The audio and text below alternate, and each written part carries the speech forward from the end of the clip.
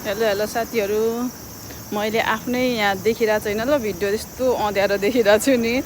Brightness बढा नि त भन्नु होला, मोबाइल तातिसक्यो कि आइफोन नै भए पनि त्यस्तो तातो छ कि आज होइन। छाता ओर्नु नि बिर्सेछु भिडियो बनाउनको रन्कोमा।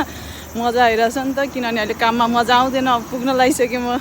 अनि बाटोमै मजा गर्दै हिँड्दैछु क्या म होइन। अनि त्यसपछि चाहिँ के भन्न लाग्थेँ पनि, यस्तो राम्रो टपिक ल्याएको थिएँ यसमा चाहिँ।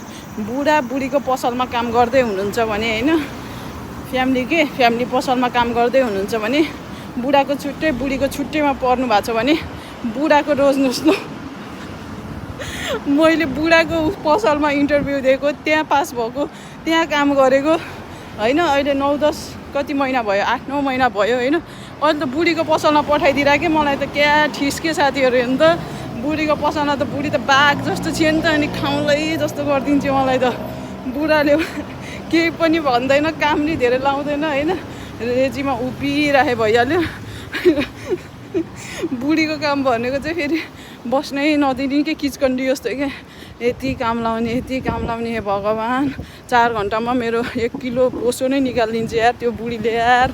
कस्तो गाली गर्नलाई पनि युट्युबै चाहिएको हो कि मलाई होइन, रियलमा भन्न पाउँदैन। अनि अब म पुग्न लाग्यो साथीहरू। ढुकढुक बढ्यो, मुटुको धड्कनहरू बढे होइन। यो चाहिँ नाटक पारी यसले भन्नु होला, जति पुरानो भयो नि यो काम ठिक छैन साथीहरू। एक्साइटमेन्ट नै हुँदैन है। पुगेँ ल मैले काम गर्ने यही 7मा हो, यही झ्याक्ने 7मा आइपुगेँ। बाई बाई सबैलाई।